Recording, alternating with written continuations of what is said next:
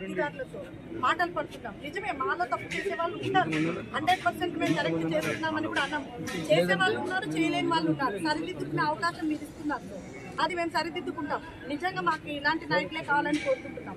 మాకు ఇవన్నీ కరెక్ట్గా ఇచ్చి యాప్లకు తగ్గించి ఒకే యాప్ కింద తీసుకుని వస్తే ఖచ్చితంగా పనిచేస్తాం. నెట్వర్క్ లేదు, తర్వాత 4G ఫోన్లు 4G ఇచ్చి పని చేయటం లేదు. విలేజ్లో నెట్వర్క్ లేదు. అక్కడ ఆన్లైన్లో అప్పటికప్పుడే చేయాలంటారు. మెమోలు తీసుకుంటున్నాం. మేము అనవసరంగా మెమోలు అసలు చాలా బాధకు గురి అవుతున్నాం. అధికారులకు సంబంధించిన ఒత్తిడి తగ్గించడానికి ప్రయత్నం చేస్తాం. ఎందుకంటే ఇది జనరల్ గా రాష్ట్రం అంతా ఉండే కార్యక్రమం. నేను సీఎంతో మాట్లాడితేనో కన్సల్టెన్సీతో మాట్లాడితేనో క్లారిటీ రావాలి.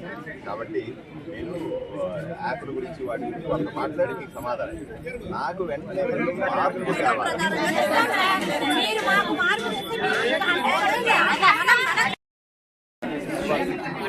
కాదు, రివ్యూ జరగాలి. నాకు మళ్ళీ 10 రోజుల తర్వాత రండి, 10 రోజుల తర్వాత వచ్చి నాకు ఏం జరుగుతుంది చెప్పండి. ఎక్కడైనా మీ మీద రాజకీయ ఒత్తిడి ఉంటే ఎవడన్నా సరే నేను ఆ పార్టీ వాడిని ఈ పార్టీ వాడిని నేను బెదిరించే పని ఉంటే నాకు వచ్చి చెప్పండి, తోలు తీసేస్తానండి. రాజకీయ ఒత్తిడి ఉండవు. కేంద్ర ప్రభుత్వం ఎంతో ఖర్చు పెడతా ఉంది ఈ పథకం కోసం. చాలా మంచి పథకం. ఈ పథకం కరెక్ట్